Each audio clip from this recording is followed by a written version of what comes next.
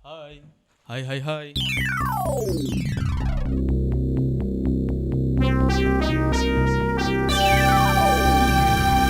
Assalamualaikum warahmatullahi wabarakatuh. Bertemu lagi dengan channel Kang Guru, akang-akang yang menjadi seorang guru. Kali ini kita akan membahas soal-soal TIU yang biasanya ada di paket soal SKD ya, bersama dengan orang yang sudah menjalaninya dan mendapatkan hasil yang memuaskan. Siapa dia? Kang Guru itu sendiri ya. Kang Guru ini adalah seorang PNS yang mengikuti tes CPNS di tahun 2019 ya, mengikuti mulai dari SKD dan lain sebagainya sampai sekarang menjadi seorang PNS. Lalu dulu Kang Guru mendapatkan nilai yang sangat memuaskan untuk diri Kang Guru ya. Dulu mendapatkan nilai kurang lebih kalau tidak salah ya 375. 375 itu termasuk ke dalam tingkatan yang sangat memuaskan kalau menurut Kang Guru ya, melihat nilai yang didapatkan peserta lainnya rata-rata di 320, 330, 340 sekitar segitu.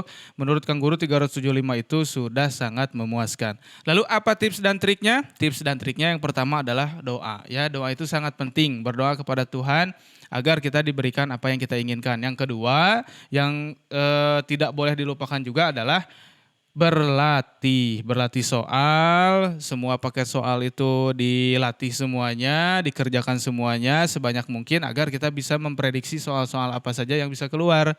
Karena dari paket-paket soal yang kita dapatkan dan kita kerjakan, kita bisa melihat polanya, mana yang sering keluar, mana juga yang jarang keluar, seperti itu ya. Oke, kita langsung aja. Dalam TIU biasanya ada 3 contoh soal, 3 bentuk soal yang sering keluar. Yang pertama itu adalah dalam bentuk numerik. Numerik itu berhubungan dengan angka-angka, bisa dengan deret angka, bisa juga di situ perhitungan-perhitungan cepat. Lalu juga ada seperti kombinasi, peluang dan lain sebagainya ya. Yang kedua adalah verbal. Verbal itu berhubungan dengan kata-kata seperti padanan kata, lalu juga ada frase-frase, frase atau frasa ya.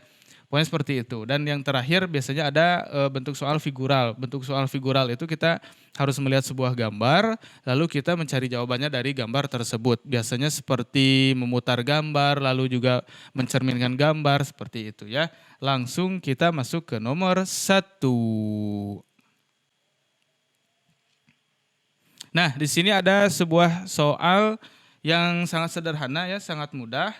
Di sini kita hanya perlu melihat hubungan antara padi dan tikus, lalu kita pergunakan variabel tersebut, variabel berat bahasa, kita gunakan hubungan tersebut di contoh pohon kelapa dan juga pasangannya ya. Tapi jangan coba-coba untuk menggunakan di dunia nyata, tidak boleh mencampuri hubungan orang lain. Oke? Sip, kita langsung saja, jangan banyak basa-basi, kita harus mengerjakan soal-soal ini dengan sangat cepat karena waktunya paling 1-2 menit ya. Kita lihat dulu di sini ada padi dan tikus. Padi biasanya itu berhubungan dengan tikus dalam rantai makanan. Tikus biasanya memakan padi, makan, atau dengan kata lain tikus adalah hama dari padi. Nah, kita lihat mana kiranya yang cocok untuk menjadi hama dari pohon kelapa ya. Biasanya ada beberapa yang mungkin, tapi kita harus mencari yang paling mungkin. Oke. Yang pertama bisa kita lihat di sini adalah lalat ya. Lalat di sini kira-kira bisa tidak disebut sebagai hama dari pohon kelapa ya.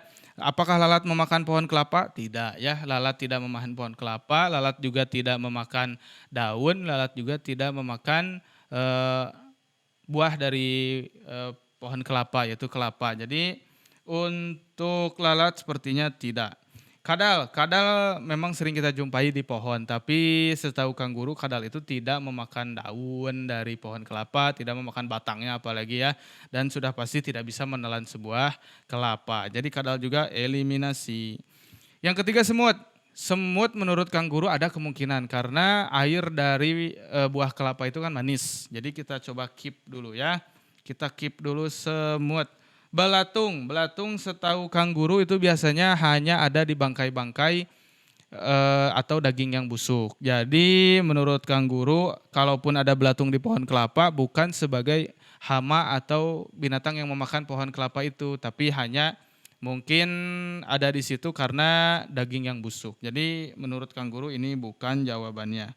Kumbang, kumbang itu memang memakan daun, tapi jarang sekali Kang Guru melihat ada kumbang yang memakan daun pohon kelapa. Ya, kalaupun memakan daun pohon kelapa, rasanya kumbang itu tidak akan menghambat pertumbuhan dari buah kelapa. Bahkan kumbang itu kan sering kita temui di pelajaran biologi itu membantu dalam penyerbukan ya. Jadi menurut Kang Guru, kumbang ada kemungkinan tapi lebih besar kemungkinannya di semut. Jadi kalau Kang Guru memilihnya adalah semut. Nah itu contoh itu salah satu cara untuk mengerjakan soal seperti ini ya. Jadi kita harus bisa mengambil dulu inti dari bagian yang sebelah kiri yang lengkap poin-poinnya, lalu kita pergunakan di bagian lainnya. Sip, kita lanjut ke soal nomor 2. Bulu hidung dan udara sama dengan alis dan ini sama cara mengerjakannya, yaitu kita harus menemukan dulu hubungan antara bulu hidung dan udara ya. Bulu hidung dan udara, lalu kita kaitkan dengan alis dan pasangannya. Yang pertama di sini ada bulu hidung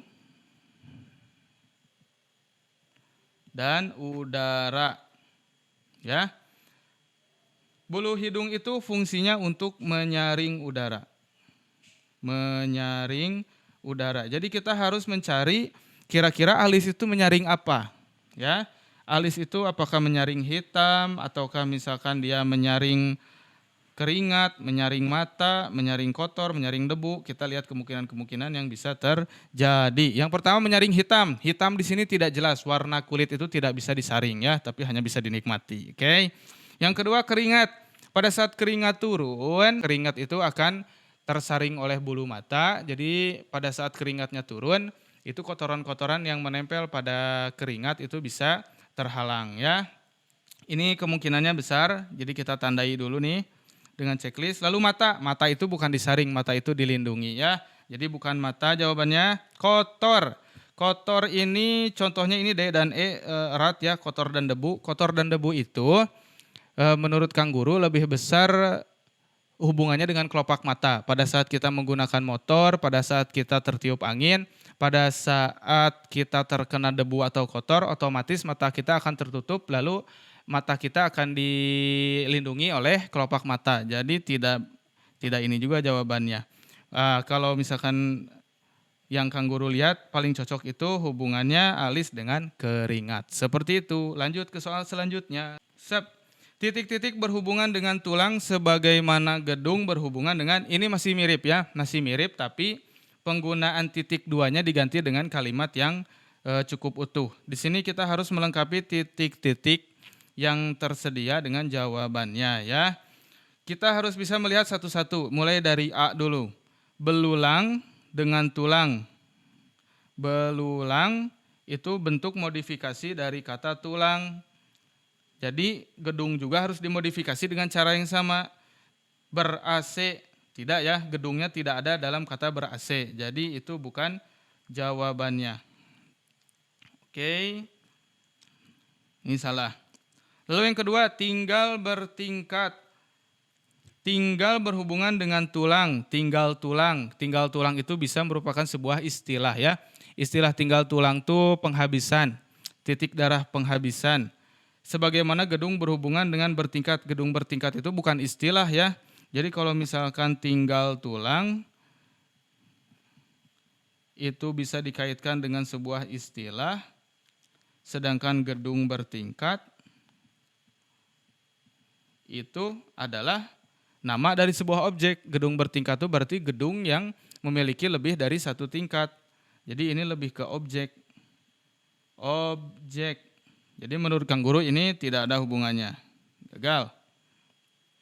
Yang selanjutnya, ya, tua dan kota. Tua berhubungan dengan tulang. Tua dan berhubungan dengan tulang. Mungkin penyakit tulang ya. Tua tambah tulang itu penyakit. Kalau misalkan gedung berhubungan dengan kota, itu rasanya bukan penyakit, tapi hanya lebih ke ciri-ciri.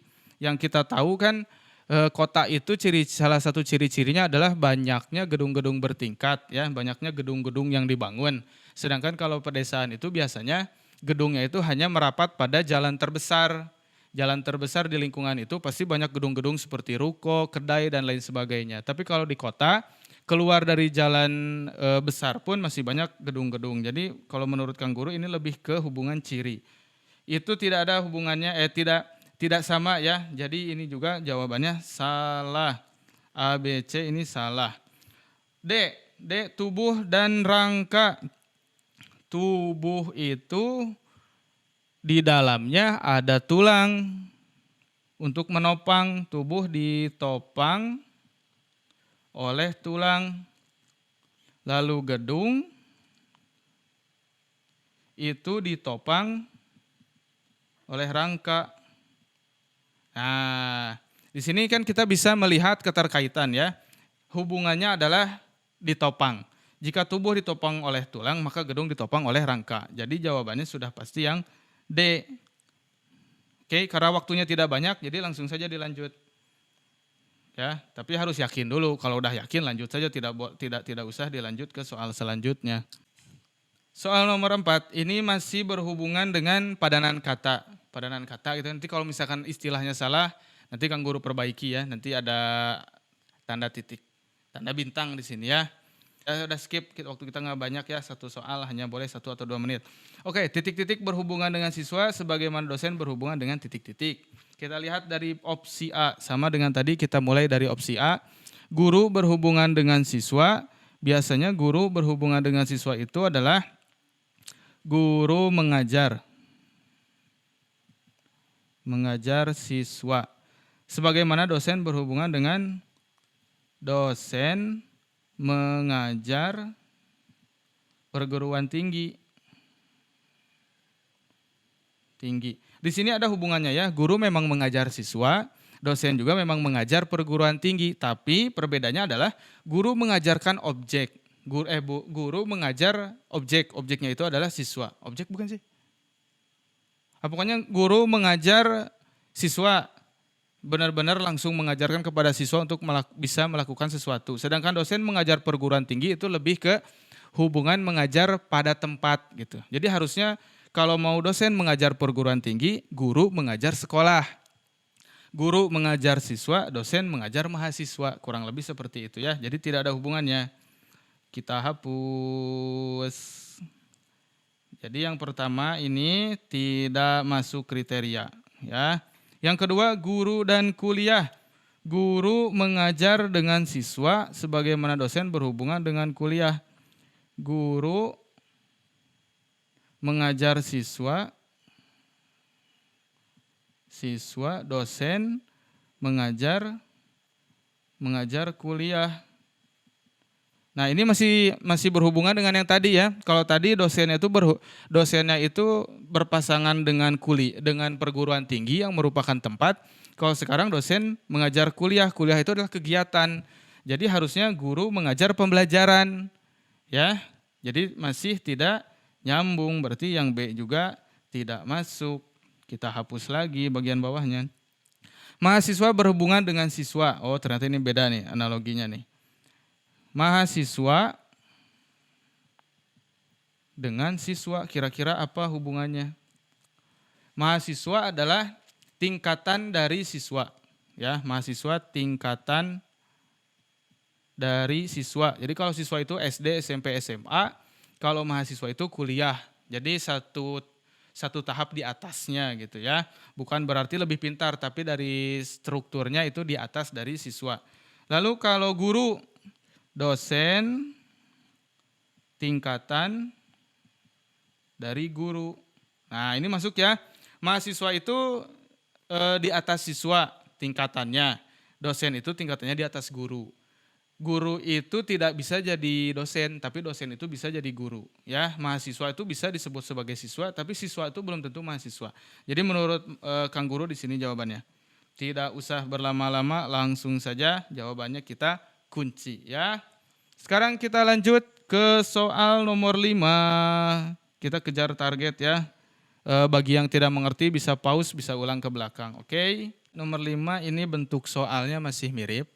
Masih mirip dengan yang tadi, yaitu berupa padanan kata. tentang telur dan butir ya. Apa hubungannya telur dan butir? Nanti kalau misalkan sudah tahu hubungan telur dan butir, baru kita cari kira-kira di antara opsi A, B, C, dan D mana yang paling mendekati hubungan telur dan butir. Seperti itu ya.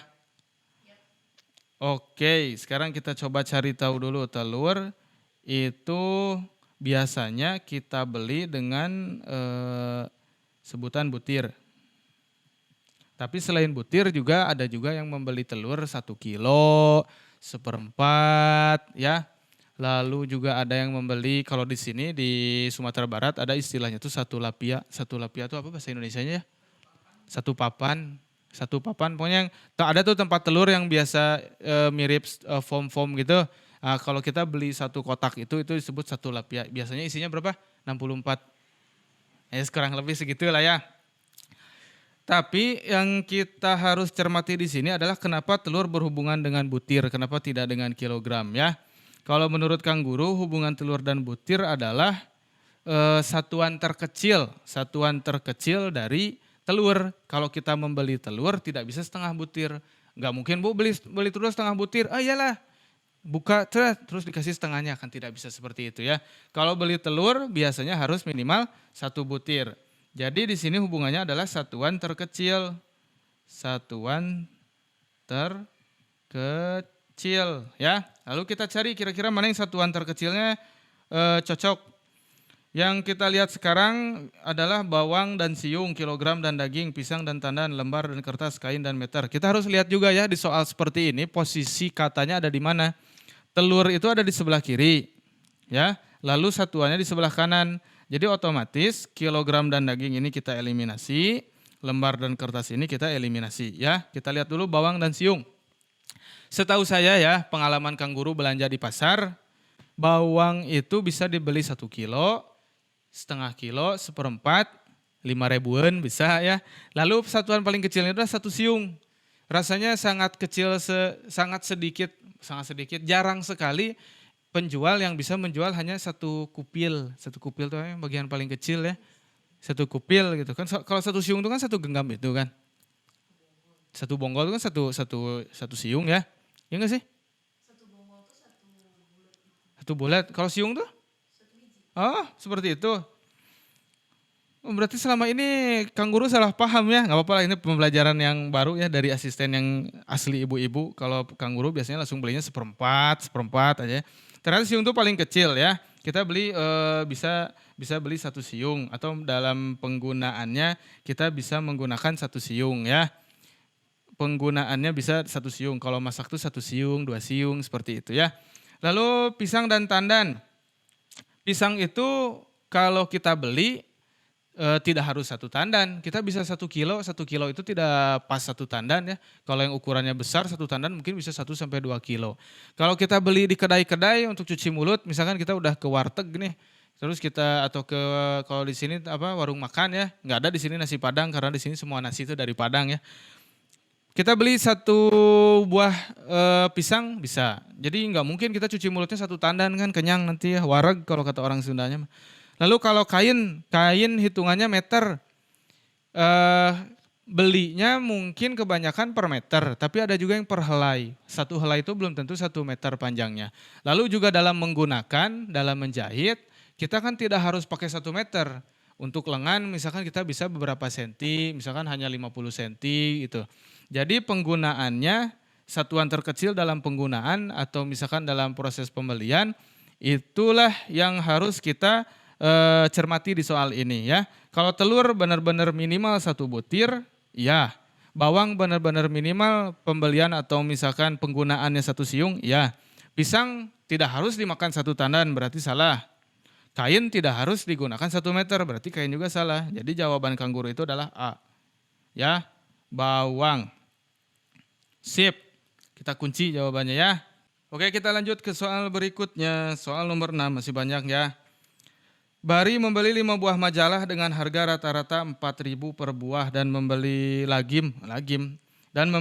majalah serupa dengan harga rata-rata 6.000. Bila diketahui harga rata-rata untuk keseluruhan buku itu 5.000, berapakah tambahan eksemplar majalah yang dibeli lagi oleh Bari? Alah, pusing. Bari membeli 5 buah majalah dengan harga rata-rata 40.000 per buah, ya.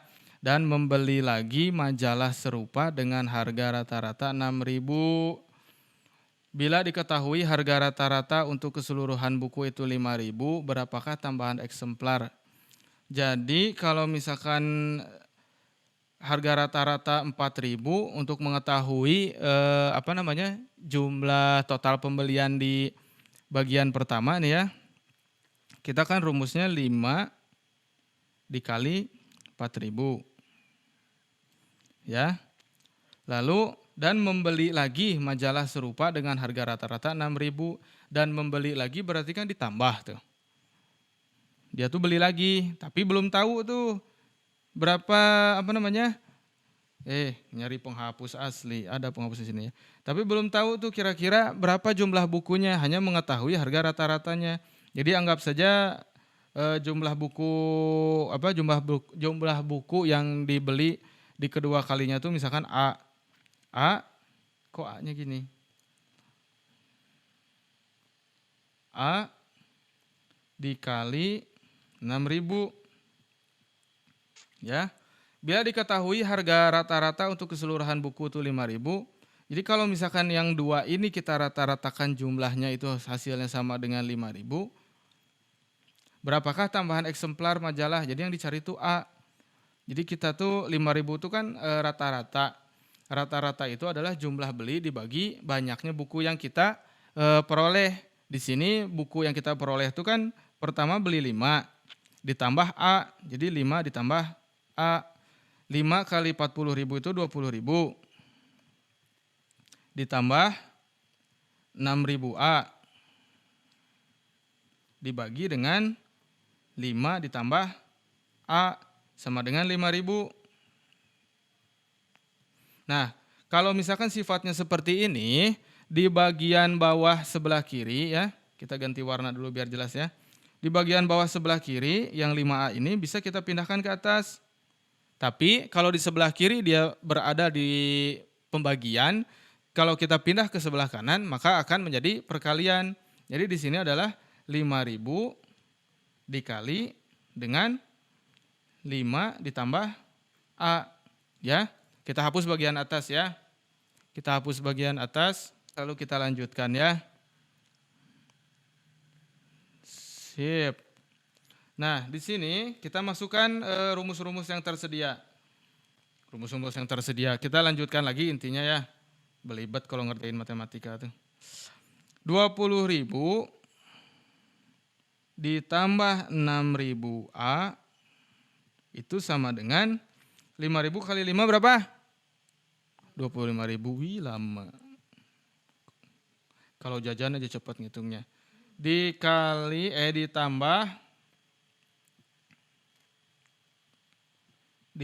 dengan 5.000 A. Sip, ya. Kita hapus dulu bagian bawah. Maaf ya karena sempit ruangnya jadi harus dihapus-hapus. 20.000 ditambah 6.000 A sama dengan 25.000 ditambah 5.000 A. Nah, kita pindahkan yang ada A-nya di satu kelompokan, yang tidak ada A-nya juga di satu kelompokan ya. Di sini kita biar mudah 5.000 A-nya kita pindah. 5.000 A-nya kita pindah ke kiri, sedangkan 20.000 A-nya kita pindah ke kanan. Jadi di change ya. Jadinya di sini 6.000 A dikurangi 5.000 A sama dengan 25.000 dikurangi 20.000. Ini adalah hukum dasar dari perhitungan matematik ya. Jika tadi yang pembagian pindah ke kanan jadi perkalian, maka yang penjumlahan alias yang bertanda tambah kalau pindah ke kanan jadi pengurangan. Begitu juga yang sebelah kanan, kalau asalnya penjumlahan tandanya tambah, pindah ke sebelah kiri jadi pengurangan. 6.000 A dikurangi 5.000 A udah pasti 1.000 A. Nah 25.000 kurang 20.000 sama dengan 5.000. Jadi kalau misalkan kita coret tadi ya sesuai dengan peraturan sesuai dengan hukum perhitungan matematik tadi. Kalau misalkan 1.000-nya kita pindah ke kanan, jadi kan pembagian nih. 1.000-nya kita coret, di bawahnya jadi ada 1.000. 5.000 dibagi 1.000, 5. Jadi A jawabannya, si A itu jawabannya 5 ya. 5 C kita kunci jawabannya ya. Sip, lanjut ke nomor 7. Kita hapus dulu kotretan yang tadi. Kotretan bahasanya terlalu jadul ya. Kita ke nomor 7. Jika P bilangan yang menyatakan 0,573% dari 6,54, ya kita langsung tulis saja di sini. P sama dengan 0,573. Persen itu berarti dibagi 100. Jadi per 100. Dari 6,54 berarti dikali 6,54 ya. Kalau ada 1% dari 1.000.000 berarti 1/100 dikali 1 juta. Kalau misalkan 10% dari 1 juta tandanya 10 dibagi 100 dikali 1 juta. Itu caranya ya. Itu P. Lalu ada Q. Q di sini adalah 6,54% dibagi 100 dari 0,573 dikali 0,573. Maka ini perbandingan P dan Q lebih besar sama dengan atau gimana ya. Sebetulnya kalau melihat dari bentuknya ini kan tinggal ditarik nih. Ini juga tinggal ditarik. 0,573 dikali 6,54 pasti hasilnya sama dengan 6,54 dikali 0,573. Dua-duanya dibagi 100 otomatis udah pasti itu mah. P itu sama dengan Q. Jawabannya A. Dah, jangan lama-lama. Next. Kita ke soal nomor 8. Kita hapus dulu. Sip. Diketahui data 3 jam 35 menit 25 detik. 4 jam 45 menit 35 detik. Jumlah waktu pada data di atas adalah, jadi dijumlahkan semuanya kira-kira berapa ya. Ini harusnya mudah sih. Tapi karena udah malam mungkin agak-agak kurang koneksi nih otaknya ya. Kayaknya butuh kopi hitam americano, nggak ada asisten? Siap, tapi nggak ada nanti. 3 jam 35 menit 25 detik ditambah 4 jam 45 menit 35 detik. Berapa hasilnya? Tinggal ditambah. Ya. Warna apa yang cocok maunya? Kuning lah. Kuning udah ada. Hijau tabrakan. Bingung. Ungu lah. 25 detik tambah 35 detik. 5 tambah 5, 10. Atas 1. 2, 3, 4, 5, 6. 60 detik. 60 detik itu sama dengan 1 menit. Berarti detiknya jadi 0. Ya, tambah 1 menit di atas. 5 tambah 1, 6. 6 tambah 5, 11. Ya, 11. Ke atas 1. 3 tambah 1, 4. 4 tambah 4, 8. 81 menit. Nah, kita lihat 81 menit itu berapa jam? 1 jam itu 60 menit. Berarti 81 kurangi 60. Hasilnya adalah 21 menit. Jamnya tarik ke atas. 1 jam. 3 tambah 1, 4. 4 tambah 4, 8. 8 jam. Ini langsung turun ya. Jawabannya 8 jam, 21 menit, 0 detik. A. Sip. Lanjut ke soal berikutnya. Oke, kita lanjut ke soal nomor 9. Air direbus di suhu 100 derajat Celcius, maka dia akan mendidih. Sumi merebus air dalam panci dan suhunya udah lebih dari 100 derajat Celcius, maka air itu kan pasti udah mendidih. A. Air dalam panci sudah dingin. Air dalam panci tidak mendidih. Ya, air dalam panci sudah dingin. Kalau sudah dingin itu berarti sudah di bawah, ganti warnanya. Sudah di bawah 100 derajat Celcius. Kalau tidak mendidih, itu juga sama, kurang dari 100 derajat Celcius. Air dalam panci sudah mendidih, ya. Sudah itu berarti kan lebih besar sama dengan 100 derajat Celcius. Air mendidih jika direbus dalam panci, itu mah udah pasti. Hanya air dalam panci yang bisa mendidih, oh iya itu mah. Jadi ini tidak, jawabannya C. Lanjut ke soal nomor 9, ya. Nomor 10. Nomor 10, tidak semua warga wajib memiliki kartu sehat. Ya, tidak semua warga wajib memiliki kartu sehat. Jadi kalau ini ada warga, ya, tidak usah semuanya memiliki kartu sehat. Jadi mungkin ada sebagian yang tidak punya. Nah, misalkan ini tidak punya, disingkat ya. Yang ini punya. Halimah adalah warga desa. Nah, di dalamnya tuh, di dalam sini ya, ada Halimah. Salah satunya itu adalah Halimah. Jadi kesimpulannya Halimah wajib memiliki kartu sehat. Tidak wajib karena sebagian tidak punya. Warga desa harus punya kartu sehat. Harus punya, tapi ada yang tidak punya, berarti tidak masuk juga Halimah. Halimah memiliki kartu sehat, bisa jadi ya, karena Halimah itu kan warga, mungkin masuk ke kalangan yang punya, mungkin juga yang tidak punya. Halimah harus memiliki kartu sehat, tidak harus ya, karena memiliki dan harus memiliki itu tidak sama ya, tidak dapat disimpulkan. Ini bisa disimpulkan Halimah memiliki kartu sehat, bisa jadi ya. Antara C dan E sih, tapi lebih beratnya ke C kalau Kang Guru ya. Sip, kita lanjutkan aja. Jangan lupa nanti di subscribe, bunyi lonceng, terus juga follow Instagram di @a.ku.r. Bye bye.